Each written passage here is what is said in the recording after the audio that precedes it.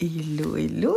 En ce lundi 1er mai, je vous accueille sur la chaîne avec grand plaisir pour une semaine 7 jours, 7 livres, un feuilleton que j'organise sur le Discord. Et voilà, donc l'idée c'est de lire 7 jours. Non, 7 jours, oui, on lit tous les jours un peu, enfin en tout cas moi, oui. Mais de lire surtout 7 livres sur 7 jours. Voilà. Donc, comment faire ça ? L'idée, c'est de prévoir des petits bouquins. Voilà. Donc, je vais vous montrer en ce lundi ce que j'ai prévu de lire. Il y en a 4 qui sont sûrs. Et le reste... non, il y en a 5 qui sont sûrs. Et les autres, ça sera au feeling. J'aimerais bien réussir à faire un roman, un graphique. Mais si j'y arrive pas, c'est pas grave. Et de toute façon, je vais pas vous montrer les graphiques parce que là, en fait, je suis dans la saga Le Tigre des Neiges. Et j'aimerais bien la finir. Et j'en suis au tome 4. Et il y en a 10, je crois.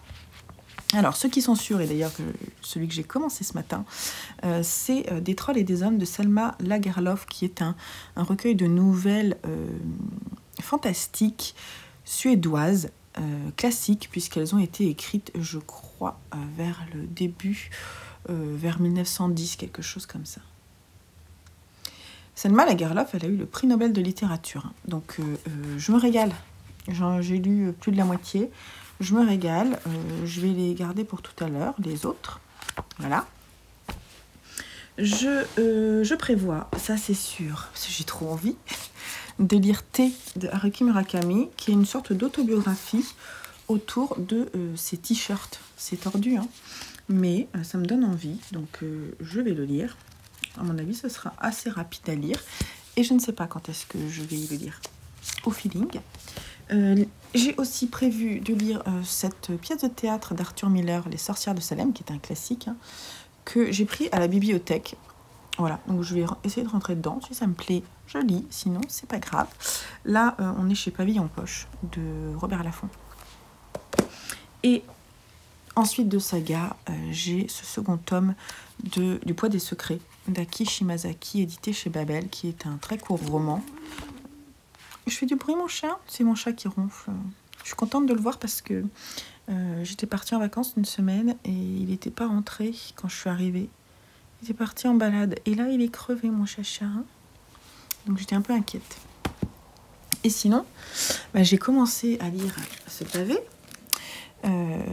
Mongo de Douglas Stuart, c'est ça, édité chez Globe, c'est ça, et j'en suis pas encore à la moitié, mais j'adore, et du coup je vais le faire courir voilà, sur les 7 jours, voilà, quand je le termine, et je vous en parlerai.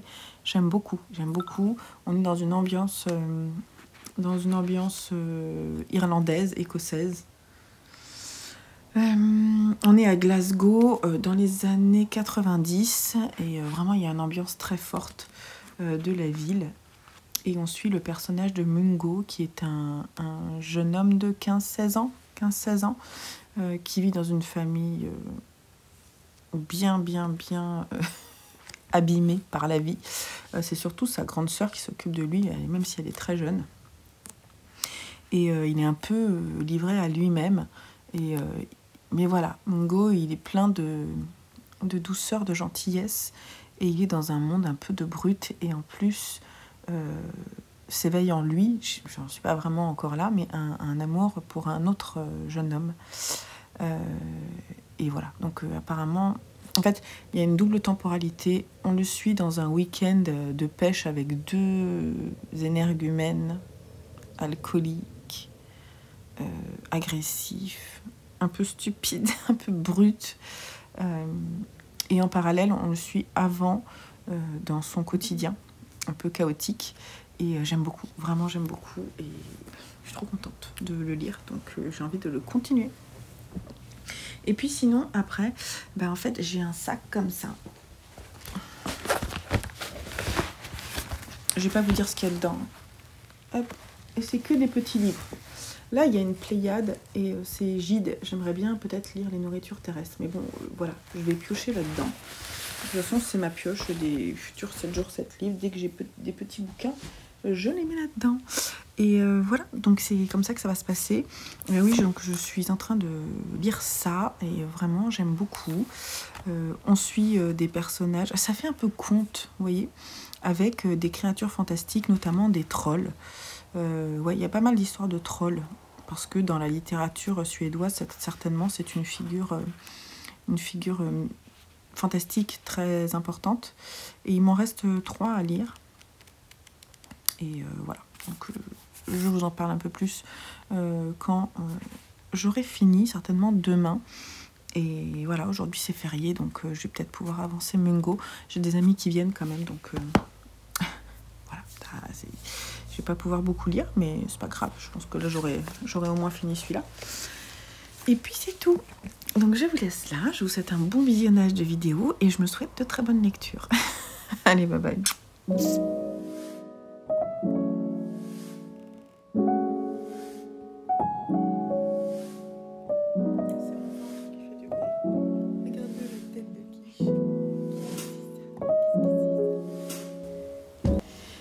Hello du mardi, hein. Mardi après-midi, gros coup de mou parce que j'ai eu une petite nuit de sommeil, je suis fatiguée. Mais du coup, j'ai pu avancer Mungo. Voilà, donc j'ai lu plus de la moitié. C'est très très bien, ça me plaît beaucoup. Je vous en parlerai quand je l'aurai terminé, mais je vous l'ai déjà un peu présenté. J'aime beaucoup, c'est dur, hein. C'est pas facile, je trouve, à lire, mais c'est bien. Et ce matin, j'ai décidé de commencer ça très tôt. Et j'aime beaucoup. Donc, c'est une autobiographie de Haruki Murakami autour de ses t-shirts. Je pense que c'est une commande, en fait. C'est une commande. C'est ce qu'il dit dans la préface. C'est une commande de qui? Je sais plus. Voilà. Donc, en fait, c'est ça. Il a fait une interview à un moment dans un magazine pour une revue qui s'appelle Casa Brutus, qui est spécialisée dans la musique. Une interview autour de ses vinyles, parce que c'est un grand collectionneur, bon, apparemment un grand collectionneur, hein, globalement. Et il adore en fait, quand il se balade dans tout le monde entier, aller dénicher les vendeurs de disques pour y trouver des petites pépites. Donc il dit qu'il a tellement de vinyles qu'il n'aurait pas toute sa vie entière pour pouvoir tous les écouter. Vous imaginez le truc. et au moment de cette interview, la personne qui l'interrogeait, ils ont parlé de ces t-shirts et lui ont dit en fait que ce serait intéressant peut-être de faire une série d'interviews autour de sa collection de t-shirts également. Et ce livre en fait rassemble tous ces textes qu'il a écrits pour cette revue. Alors c'est pas la même revue, c'est pour la revue Popeye, qui est dédiée à la mode masculine. Et donc il a fait ça pendant 18 mois, et là on a une compilation. Et ouais, c'est chouette, c'est vraiment chouette. En fait, il arrive à parler, alors c'est très très rapide, hein, c'est très court à lire. Il arrive à parler de ses ressentis, de la société, de son enfance, de sa vie d'écrivain, à travers ses t-shirts, parce qu'il choisit toujours ses t-shirts pour une raison particulière. Et par exemple, on va avoir par exemple ceux qui ont des marques de whisky, parce que c'est quand même un amateur de whisky. On va avoir ceux qui sont à sa propre effigie, qu'on lui a donné parce que c'est du licensing, mais lui il les porterait même pas, mais il les a, ils s'accumulent. Il parle pas mal de la société de consommation d'ailleurs autour de ça, de ceux qui portent des véhicules, ceux qui ont les branded, ceux qui ont une marque, ceux où on a des inscriptions mais on sait pas vraiment ce que ça veut dire. Je trouve qu'il y a pas mal d'humour. Il y a pas mal d'humour dans ces descriptions. Ceux qui ont des lézards et des tortues, par exemple, je trouve ça franchement... je trouve ça assez marrant, en fait. Ceux des grandes universités américaines, japonaises, etc. Et voilà, donc là, j'en suis... J'ai pas tout lu, hein, mais je vais le finir tout à l'heure. Et c'est franchement chouette. Je suis contente. Et puis en plus, pour l'Asie, ça fonctionne. Donc je suis contente de le sortir. Et puis voilà. Donc c'est tout ce que je voulais vous dire. Et après, hier, j'ai lu... Oui, je parle à mon... Oui, je sais, mon chat. C'est un peu bizarre. J'ai mon chat qui me regarde bizarrement. Il dit, mais tu parles toute seule. Viens. Viens faire un câlin. Oui, c'est mon chat, ça. Ça, c'est mon chat. Je ne vais pas pouvoir rester longtemps, mon chat, parce que je travaille. Je fais juste une petite pause. Je peux pas grimper sur moi. Oui, donc hier j'ai fini Des trolls et des hommes. Alors j'ai plus apprécié les premières dont je vous ai parlé un petit peu, enfin je vous ai abordé, voilà, qui sont vraiment sous la forme de contes. J'ai moins apprécié la suite où elle partage par exemple ses échanges avec sa grand-mère. Ah oui, la dernière qui était très... comment dire la voix de Dieu, quoi. Y a une femme, en fait, qui va sauver les hommes. Y a un côté un peu moralisateur, là, qui m'a moins plu, parce que elle représente, en fait, la voix de Dieu, et elle va aller voir des prisonniers, et ils vont finalement se repentir, parce qu'ils peuvent pas faire autrement, parce qu'elle a une sorte de pouvoir magique, vous voyez. Là, j'ai moins aimé, j'ai moins adhéré. Et finalement, ce que j'avais lu avant de venir vous voir, c'est ce qui m'a vraiment le plus plu. Les premières, vraiment, je les ai aimées. Les dernières, un peu moins. Et hier soir, j'ai lu le tome 4 du Tigre des Neiges d'Akiko Higashimura. Et on est au Lézard Noir. Et là, c'est pareil, je vous en parle pas plus que ça, puisque j'ai tous les autres à lire. Alors c'est possible que ce soit... Je ne sais pas si je vais lire un par jour, je vais essayer, mais c'est pas sûr que j'y arrive. Mais voilà, si je peux, tant mieux, parce que j'aimerais bien... Il me manque... Je crois qu'on a jusqu'au 10. Attendez.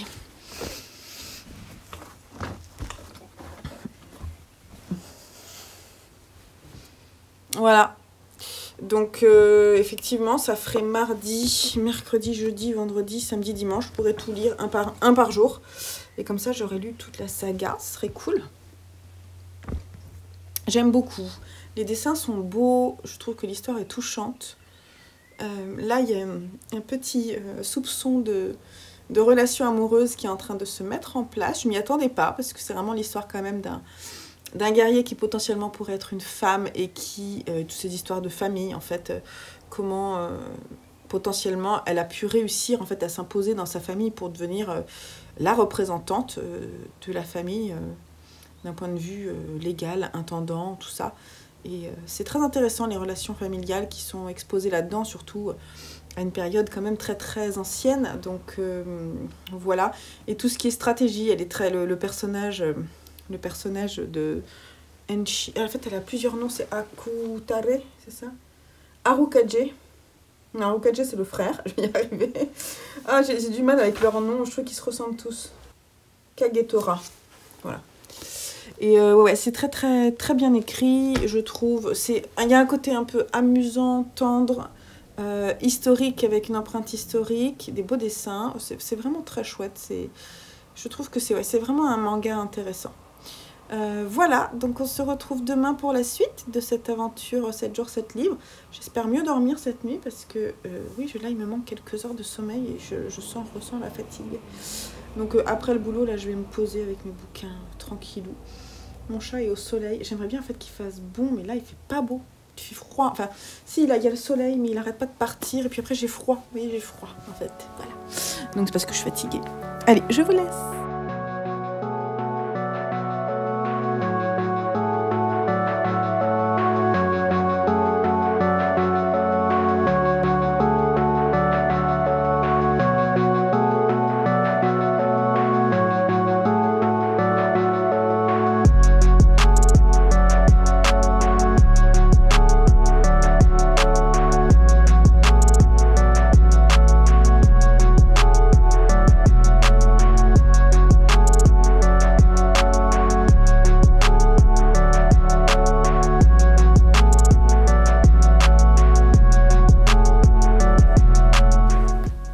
Hello du mercredi matin, j'espère que vous allez bien. Je viens de me servir mon petit café. Donc hier j'ai fini de lire T de Haruki Murakami, qui m'a bien plu en fait. J'aime beaucoup le personnage de Haruki Murakami, et je crois qu'il pourrait me raconter tout ce qu'il veut. ça irait. Je trouverais ça intéressant. Là, je trouvais que c'était très intéressant, son point de vue sur sa collection de t-shirts. J'aurais bien voulu lire la même chose sur sa collection de vinyles d'occasion, parce que c'est un collectionneur en fait. Et j'ai trouvé que c'était sympa la vue sur les bouteilles de vin. Là, vous avez de la pâte à tartiner. Voilà, c'est la vie, la vraie vie. Hein. L'abus d'alcool est dangereux pour la santé. Ne pas en abuser. Bref, donc du coup, j'ai bien aimé. D'un point de vue sociologique, en fait, il raconte un peu toute sa vie, son amour pour le triathlon, parce qu'il a pas mal de t-shirts des courses auxquelles il a participé. Je trouve que voilà, c'est une façon d'aborder sa vie assez intéressante à partir d'une collection. Je ferai la même chose sur Mélène, je pense que ça serait pas mal. Donc j'ai trouvé ça intéressant, vraiment. Et puis il l'a rendu intéressant. Donc je crois que je vous l'ai déjà dit, c'est un ensemble de petits articles en fait qui sont parus dans un magazine. Ouais. Donc ça, vraiment, c'était bien. Et alors ce matin, j'ai repris Mongo et j'en suis ici, parce que hier soir, je me suis endormie dessus, j'étais crevée. J'en suis ici et en le lisant, je me suis dit, franchement, j'aime vraiment beaucoup. Hein, c'est un coup de cœur pour le moment. Vraiment, j'adore. C'est vraiment merci Flowfly pour la recommandation, parce que je sais que tu passes par ici, mais qu'est-ce que c'est bien ce bouquin, quoi. Je suis complètement immergée dans la vie de Mongo, de Jodie et de James. Vraiment, c'est génial. Donc je vous en parlerai à la fin, mais du coup j'ai très envie, comme aujourd'hui on est mercredi et que je ne travaille pas, que c'est une journée de repos pour moi, j'ai envie de le lire, j'ai envie de le finir, donc ça va être parmi mes 7 jours 7 livres, Mongo aura sa place. Donc ça sera mon objectif du jour, de le finir, mais tranquillou. Voilà, là je vais prendre mon café, je vais écouter un petit podcast je pense. Et après, je retournerai peut-être lire 1 ou 2 chapitres. Et pendant toute la journée, là, Mongo va m'accompagner. C'est assez terrible ce qui est en train de se passer. J'aime énormément, mais le sujet est dur. Hein, donc, c'est pas du tout un feel good. Hein, attention. Du tout, du tout. Voilà. Donc, on se retrouve peut-être aujourd'hui ou demain. Et puis, j'ai aussi lu hier soir Le Tigre des Neiges, le tome 5. Très bien, aussi. Voilà, je vais peut-être continuer aujourd'hui aussi à lire un autre. Donc, voilà. Allez, je vous laisse là. J'ai commencé à parler, je filmais pas. On est jeudi et je viens vous parler de mes 2 livres, celui que j'ai terminé hier et aujourd'hui. Donc on commence avec Young Mongo, Mongo de Douglas Stuart, édité chez Globe, que j'ai fini hier soir avant de m'endormir. Et c'est un coup de cœur, vraiment j'ai adoré ce livre. Douglas Stuart, sur Livre Addict, il est mentionné que il a écrit Shuggie Ben, c'était en 2020 et que c'était son premier roman apparemment. Donc ça c'est son second roman. Et Shuggie Ben en fait il a reçu pas mal de prix. Donc je vais le lire, c'est sûr, je l'ai d'ailleurs mis dans mes favoris sur Livre Addict et dans ma liste Amazon que vous retrouvez en dessous là dans la barre d'infos. Je mets tout le temps ma wishlist Amazon parce que ça donne des idées aux autres, je trouve. J'aime bien moi aller voir. Donc je vous en ai parlé un petit peu je crois. Pour l'ambiance, c'est l'Écosse des années 90, notamment surtout Glasgow. On part un petit peu aussi en forêt dans une autre, légèrement dans le futur on va dire. Il y a 2 temporalités mais c'est environ je dirais 1 mois d'écart, 3 mois, 1 à 3 mois d'écart. On va suivre Mungo, qui est le petit d'une fratrie qui a une grande sœur, Jodie, qui a environ 18-19 ans, qui est obligée de travailler, en fait, parce que sa mère, en fait, leur mère, c'est une épave. Elle est alcoolique. D'ailleurs, elle n'est pas souvent là, parce qu'elle essaie, elle a environ 34 ans, elle essaie de se recaser pour pouvoir vivre au crochet d'un homme qui lui paierait en fait de quoi boire, hein, tranquillement. Et donc en fait elle se barre de la maison et elle laisse Mungo qui a environ 15 ans je crois, et Jodie qui du coup s'occupe de son petit frère. Ils ont aussi un grand frère qui est un chef de gang des protestants à Glasgow et qui n'a qu'une envie, c'est aller Buter des catholiques, voilà. Taper surtout sur des cathos. Et Mungo, en fait, il est vraiment extrêmement doux, gentil, très beau. Il a une vie qui n'est pas rigolote et sur son visage, il a des tics nerveux. Il a certainement des symptômes de la tourette, d'ailleurs, c'est clairement dit. Et en fait, il va se retrouver confronté à la dureté de sa vie, en fait. Et pourtant, son personnage est extrêmement touchant parce qu'il est sans cesse en train de rechercher la douceur et l'amour dans un monde où, franchement, qui n'est pas facile, quoi. Et il va vivre des expériences, je ne veux pas vous en dire plus parce qu'il faut aller lire. C'est un livre qui ne traite pas de sujets marrants du tout. Il va parler... il y a des trigger warnings, quoi. Il va parler d'apprentissage de la sexualité, il va parler de viol, de violence physique, d'alcoolisme. Donc tout ça, c'est quand même assez dur. Mais moi, j'ai été envoûtée par ce livre. J'ai adoré. C'était bien traduit. L'écriture est superbe. J'ai vraiment adoré. J'ai trouvé que les personnages étaient extrêmement touchants. Vraiment extrêmement touchants. Je trouvais que c'était très visuel. Je verrais bien une adaptation au cinéma. Le Douglas Stewart a été élevé un peu dans une famille comme ça. Donc je me demande si c'est pas inspiré quand même de sa vie. Mais ouais, vraiment, je vous le conseille. Qu'est-ce que j'ai aimé. Si un jour je le trouve, je me l'achèterai parce que j'ai vraiment adoré, quoi. C'est un de mes coups de cœur de cette année. Je peux que vous le conseiller. Merci à Floris de l'avoir conseillé dans une de ses vidéos. Voilà. Et j'étais très contente de pouvoir le lire via ma bibliothèque municipale. Donc ouais, trop cool. Et sinon, aujourd'hui, ce matin, j'ai pioché... Non, j'ai pas pioché au hasard, puisque c'est aussi un autre livre de la bibliothèque que je vais rendre la semaine prochaine. Donc, c'est un classique d'Arthur Miller. C'est une pièce de théâtre, Les Sorcières de Salem, éditée ici chez Robert Laffont, Pavillon Poche. Je connaissais pas. En fait, j'ai jamais lu Arthur Miller. J'ai les Misfits dans ma pile à lire. Qui me fait un petit peu peur. J'ai vu le film, en fait. J'avais bien aimé, même si c'est vraiment tordu. Et l'ambiance générale me fait un peu peur.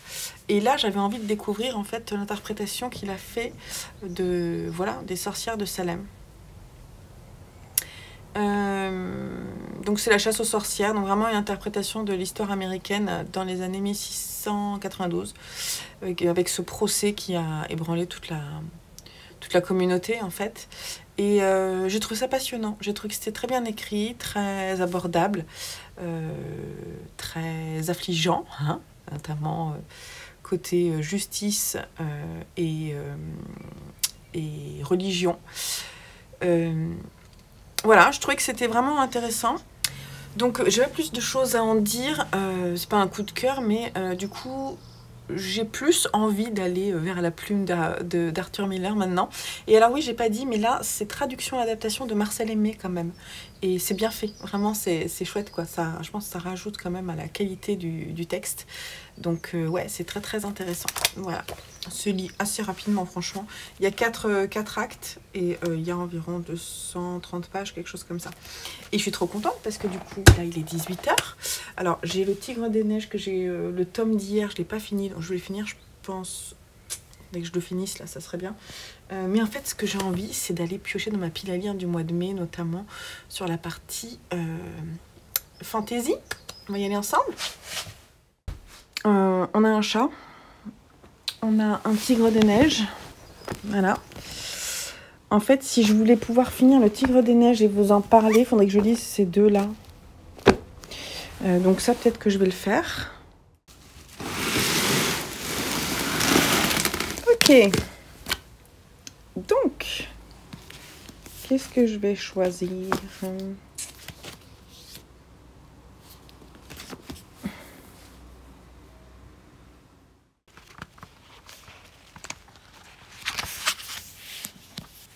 Est-ce que ce serait pas le moment de lire ça ? En fait, il faudrait que je commence un gros. Ce serait bien. Parce que sinon, je n'aurais pas la possibilité de les lire ce mois-ci. Parce que vous voyez, ils sont là. Celui-là, je sais que je le lis à partir du 15. Et ensuite, j'ai Vita Nostra et La guerre du pavot et Kafka sur le rivage. Kafka sur le rivage, il a l'intelligence de combiner du fantastique et... pas l'intelligence, l'intérêt de combiner du fantastique et une plume asiatique. Donc ça peut être pas mal. Ça peut être pas mal. Ouais. Je crois que je vais partir là-dessus. Avec un chat mignon pour m'accompagner pour ma lecture. C'est ça. Goudou, goudou. T'as pas envie que je t'embête là, hein? Je vais être sage. Je vais d'abord terminer le tome 6. Parce que ça ferait jeudi, vendredi, samedi, dimanche. En fait, j'en ai encore. Ouais, il faudrait que je... Ouais, faut vraiment que je le lise. Donc, je vais terminer celui-ci. Surtout que ça se lit bien. C'est un peu long, par contre. C'est pas des mangas courts. Hein. Donc, il y a pas mal de choses à lire. Donc, pas tout le temps, mais il y a des moments où... Voilà. Il y a des pages où c'est plus long à lire. Bref. Mais je vais lire.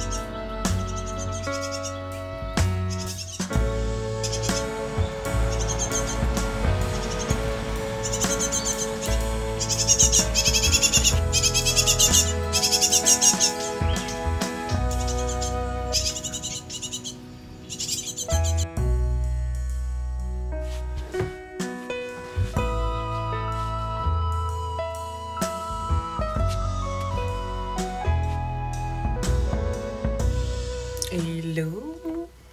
Alors on est dimanche matin, on doit partir pour aller chez nos amis. Je viens de me brosser les cheveux, j'ai les cheveux comme ça. Tout va bien. Petite forme, mais ça va. En fait, hier j'ai fait une grosse journée de teinture. Et cette nuit j'ai mal dormi parce qu'il pleuvait et que Mélène était dehors. Et ça m'a inquiétée. Et du coup j'ai pas très bien dormi. Et je me suis réveillée un peu tôt. Pas grave, ce soir j'essaierai de me coucher un peu plus tôt. Même si on a prévu de regarder un gros film. C'est pas grave. Mince, il est où? Ah oui, voilà. Et je suis pas venue vous voir, mais en fait, j'ai fini en fait, le challenge 7 jours 7 livres. 7 jours 7 livres. Et j'ai fini par ces 3 livres-là. Qui sont vraiment des tout petits ouvrages. Donc, dans l'ordre de lecture, j'ai lu un livre jeunesse de Nancy Huston, Ultraviolet, ici aux éditions Thierry Magnier. Et en fait, je l'ai pris en boîte à livres, donc voilà, je le remettrai peut-être, je ne sais pas, parce que je voulais découvrir l'écriture de Nancy Huston. Je ne savais pas que c'était un roman jeunesse quand je l'ai pris. Et du coup, arrivé sur Livre Addict pour le référencer, je m'en suis rendu compte. Je me suis dit pourquoi pas. Et en fait, ça a marché parce que j'ai bien aimé l'écriture de Nancy Huston. Donc je vais lire d'autres choses, surtout que j'ai d'autres choses d'elle. Là, j'ai un autre livre d'elle, mais je sais plus comment il s'appelle. C'est pas grave. Donc là, on est dans la tête d'une jeune fille qui s'appelle Lucie, qui a 13 ans, qui vit au Canada au moment de la Grande Dépression. Et donc c'est pas forcément facile, ça se passe en fait en juillet de 1936 et il n'y a pas beaucoup à manger, il n'y a pas grand chose. Son père est prêtre, sa mère je sais plus ce qu'elle fait, je crois qu'elle est à la maison, elle travaille, elle s'occupe des enfants. Et en fait, voilà, elle est en pleine découverte, elle est en pleine adolescence en fait, pleine découverte de sa féminité qui arrive, de plein de choses et elle est un peu en colère contre son père, elle est pas aussi croyante que son père, elle en veut un peu à Dieu. Donc elle est en pleine réflexion, en pleine remise en question de toutes ses valeurs familiales.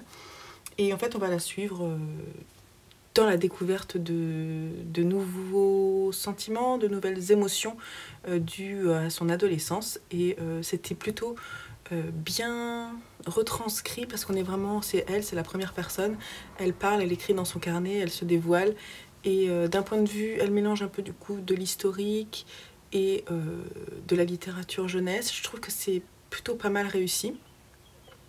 J'ai bien aimé la fin, il n'est pas super bien noté, mais moi j'aimerais bien que mes enfants le lisent pour qu'elles comprennent comment fonctionnent un peu les jeunes filles, vous voyez, parce que je trouvais que c'était assez bien fait, assez réaliste. Voilà, moi je me suis retrouvée dans certains souvenirs que j'ai de mon adolescence. Donc je trouve que c'est plutôt bien réussi. Je vous en dirai pas plus parce que c'était rapide et que si vous voulez le lire, je vous dis pas ce qui va se passer. Mais il y a un personnage qui arrive. Voilà, tout ce que je peux vous dire. Donc j'ai bien aimé. C'est pas un coup de cœur, mais c'était sympa. Ensuite, j'ai lu hier Jour de silence à Tanger de Tahar Ben Jelloun. Et je n'avais jamais lu la plume de Tahar Ben Jelloun, qui est cet auteur marocain très connu. Et je suis contente d'avoir découvert ce texte, qui est un texte qui, en fait, dans la préface, ils expliquent que c'est un texte qui est censé en fait représenter le père de Tahar Ben Jelloun. D'ailleurs, dans les dernières pages du texte, il parle de la relation, la mauvaise relation qu'il avait avec lui, ou la non-relation qu'il avait avec lui. Et donc ce texte, au début je me suis dit, je vais le laisser tomber, c'est trop dur, c'est trop... Ah, j'ai trouvé ça extrêmement dur. En fait, il dépeint son père juste en fait avant qu'il meure, donc dans ces moments là où il est le plus vieux, et ces moments où... d'ennui dans les rues de Tanger, et c'est pas un personnage sympathique du tout. Il est très dur avec ses enfants, avec sa femme, et les femmes en général, c'est extrêmement difficile à lire en tant que femme.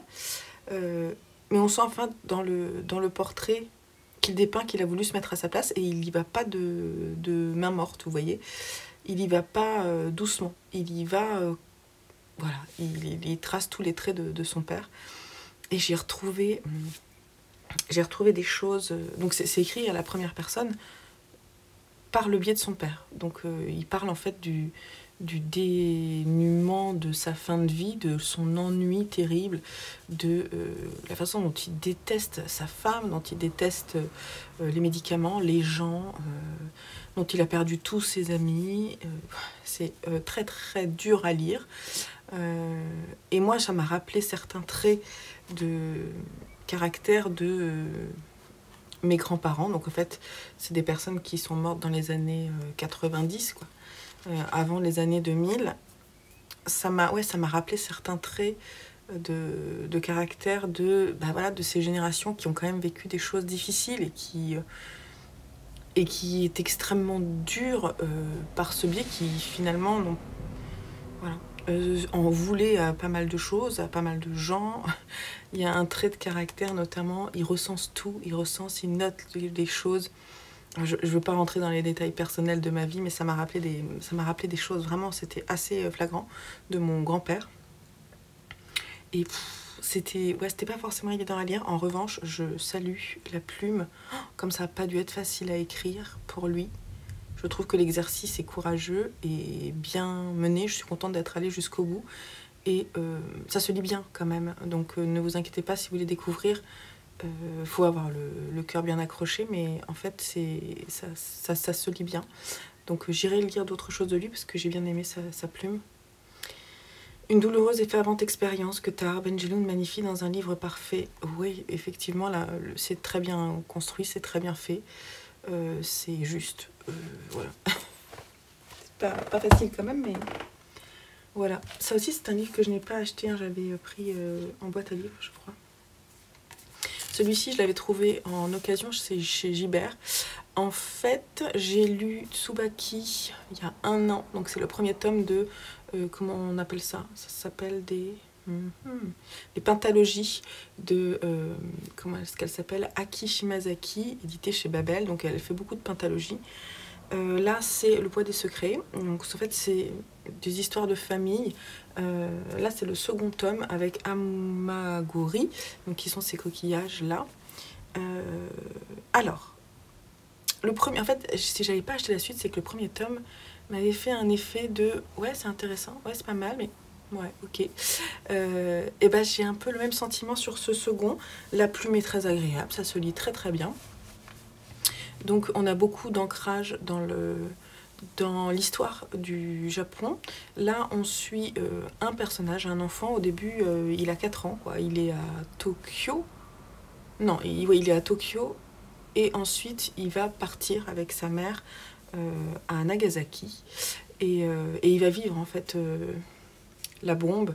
Il va vivre vraiment dans les conflits très difficiles. Et sa vie va être rythmée, en fait, de tous les effets de la guerre. Et il y a une relation, en fait, très forte entre cette maman, donc, qui est seule avec son fils, et son fils, qui est le narrateur, donc Yukio, qui va devenir ensuite un adolescent assez solitaire, assez réservé. Et en fait, quand il est enfant, il rencontre dans les bacs à sable une petite fille qui a le même âge que lui, dont le papa est un ami. Et en fait, il y a une relation qui se crée dès cet âge-là entre les deux enfants. Et quand il part, en fait, il est très malheureux de la laisser. Et ils se sont promis qu'ils deviendraient mari et femme avec toute la candeur de l'enfance. Et puis, la vie et l'histoire du Japon passent sur Yukio. Et il n'oublie jamais, en fait, cette petite fille qui lui aura donné, en fait, ce coquillage dans lequel elle a écrit quelque chose qu'à 4 ans, il ne peut pas encore lire. Voilà. Donc, c'est doux, c'est bien écrit. Est-ce que je vais m'en souvenir? Moi, en fait, c'est ça qui... Je pense que je vais pas m'en souvenir. D'ailleurs, le premier, je sais que c'est l'histoire d'un secret, d'une femme qui est à l'orée de sa vie, en fait, en fait... je me souviens même plus, quoi. Je sais qu'il y a un secret, en fait. Mais je sais plus ce que c'est. Vous voyez, j'ai complètement oublié et j'ai peur que ça me fasse le même effet sur cette histoire-là.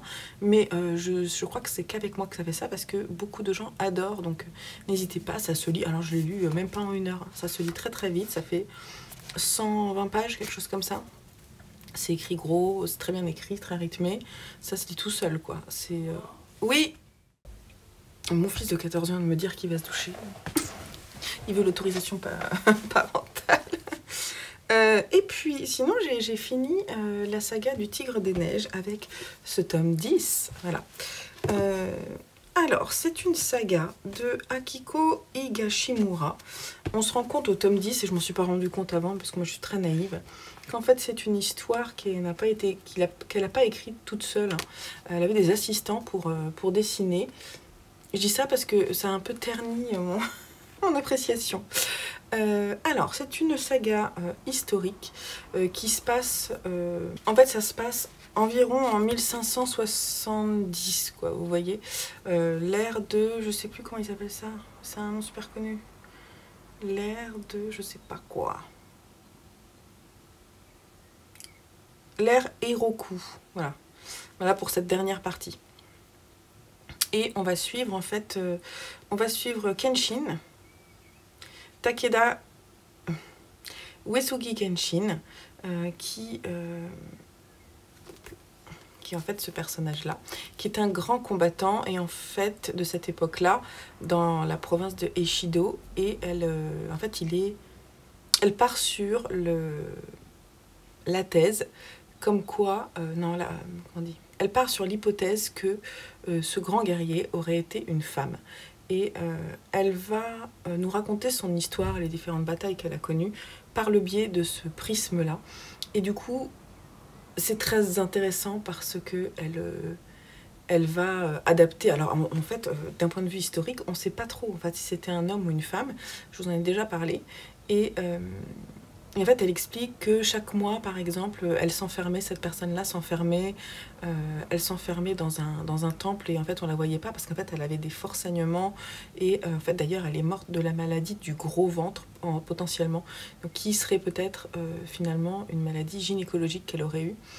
Et en fait, du coup, elle part là-dessus pour raconter son histoire. Donc, il y a vraiment...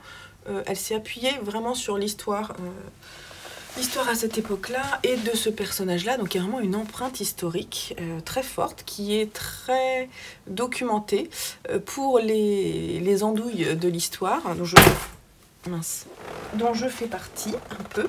Elle met des petites zones des zones, Ève, des zones. Oh, ça c'est quand mon accent du sud reprend Voilà, on la retrouve parfois en bas de page, là, pour les nuls en histoire. En fait, c'est un manga où il y a beaucoup de textes et parfois beaucoup de textes historiques. Et donc, en fait, elle simplifie au maximum pour qu'on puisse suivre et rester connecté à l'histoire. C'est assez marrant. Moi, au tout début, je les lisais pas trop, les textes d'en bas, parce que ça allait, je comprenais bien. Mais j'avoue que plus on avance et plus c'est complexe dans les différentes batailles, qui gagne qui, les stratégies, surtout qu'à cette époque-là, ils se tapaient pas trop les uns sur les autres, mais en fait, ils restaient dans des zones de guerre, ce qu'ils appelaient des zones de guerre, mais en fait, ils ne bougeaient pas l'un l'autre, et puis il y avait en fait des compromis qui étaient faits, et puis finalement, il n'y avait pas de mort, vous voyez. C'était un peu des batailles assez étranges, sauf la dernière qui est écrite dans ce volume-là, qui a été sanglante, une des rares qui a été sanglante. Et voilà, donc c'était plutôt intéressant parce que du coup, toutes les relations avec ses conseillers, voilà, les gouverneurs, tout ça, et puis comment ce personnage en fait a pu prendre la place de son grand frère, et voilà, prendre la place de son grand frère, gouverner la province d'Echido, c'est ça, donc ça c'est quand même assez intéressante. Voilà, et en fait c'est l'ère de Sengoku. C'est ça que je cherchais tout à l'heure. Et donc, cette dernière bataille, elle a marqué vraiment la période Sengoku. Et le personnage de Kenshin, qui va devenir Wezi Kenshin, c'est un personnage très intéressant. Elle est extrêmement belle, très très bien dessinée. Et elle a effectivement ce visage, cette force, cette carrure qu'elle représente bien d'ailleurs. Je vous ai montré une image notamment de quand elle part au combat. Qu'est-ce qu'elle était belle, cette double page, je l'ai trouvée superbe. Avec tous les personnages qui sont autour d'elle, qu'on apprend à connaître. Là, c'est son garde... attendez, parce que là, c'est son garde du corps. Là, c'est sa doublure. Là, c'est son conseiller, proche conseiller pour la guerre. Ça aussi, c'est une personne qui l'a suivi longtemps. On s'attache à tous les personnages, je trouve que c'est assez bien réussi. En revanche, j'ai trouvé que c'était un petit peu long parfois. Un petit peu... Voilà, si vous êtes féru d'histoire, ça peut vraiment vous plaire. Moi, j'ai trouvé que les périodes où elle expliquait vraiment toutes les stratégies, les politiques, tout ça, c'était un peu long. Moi, j'ai trouvé ça un petit peu long. C'est pas ma saga de manga préférée, mais c'est quand même super intéressant. J'ai été un peu déçue de voir que la mangaka n'avait pas fait le travail toute seule. Peut-être que c'est en fait le problème de ces mangas qui font le buzz un peu, et en fait on presse en fait les auteurs de sortir toute la saga. Je crois que ça a commencé en 2015 et ça s'est terminé l'année dernière ou cette année. Je sais pas quand est-ce qu'il est sorti ce dernier volume. Quand est-ce que t'es sorti dernier volume? Ça doit être écrit à la fin. Ah oui, il est sorti en 2015 et le premier... Ah ben je l'ai pas avec moi. Je vais regarder le 6, quand est-ce qu'il est sorti. 2015. Ou alors ça a été écrit avant et puis ça a été traduit en 2015, je ne sais pas. En tout cas, le fait que ce soit très condensé comme ça, je pense que ça ne joue pas forcément en faveur de ces histoires. Voilà. Donc un petit peu de nuance là-dessus. Je trouve que ça manque un peu... Bon, après, c'est des histoires qui sont dures et longues, où il y a seulement des traces, des retranscriptions très rares, en fait, de l'histoire et de qui étaient ces personnages, seulement dans des lettres, des échanges, des choses comme ça. Donc, du coup, c'est pas forcément évident, j'imagine, à écrire. Et je trouve que l'exercice est quand même bien réussi. Vous pourrez aimer, si vous aimez les romans historiques, ça pourra vous plaire en fait, hein, parce qu'il y a vraiment beaucoup d'aventures. Voilà. Et ces personnages sont vraiment très touchants. Voilà. Donc voilà, le 7 jours 7 livres se termine ainsi. Je vais aller déjeuner chez mes amis. Je vais ranger. J'ai lu énormément de choses ces 7 premiers jours. Par contre, j'ai pas beaucoup avancé. J'en suis seulement à 57 pages de mon livre de Murakami parce que j'ai pas eu de temps à consacrer. Donc là, demain, c'est férié. Ce soir, on rentre en fin d'après-midi. Je vais lire mon Murakami et je suis trop contente parce que j'aime beaucoup déjà le début. Donc je vais pouvoir y retourner trop cool. Voilà, mon bac de lecture est déjà bien rempli. Je vais finir là-dessus, je vais vous montrer avec tout ce que j'ai lu ces 7 premiers jours. Donc on va ralentir un peu le rythme. Mais c'était bien quand même, j'aime bien ça de découvrir. Voilà, j'ai découvert pas mal de plumes. Voilà, Jen, comment ça s'appelle, j'ai découvert Tara Benjeloun, j'ai découvert Nancy Huston. J'ai adoré finir Mungo, qui est quand même un gros pavé. J'ai adoré T. Vraiment, c'était trop chouette. D'ailleurs, je continue avec Murakami. Hein. Et j'ai beaucoup aimé également une grande partie des textes des nouvelles qui fonctionnent bien pour le mois de la fantaisie. Donc c'est cool. J'ai lu pas mal d'auteurs asiatiques et d'auteurs fantaisie fantastiques. Donc c'est plutôt chouette. On se retrouve très vite pour une nouvelle vidéo sur la chaîne. Je vous fais des gros bisous et prenez soin de vous. Allez, bye bye.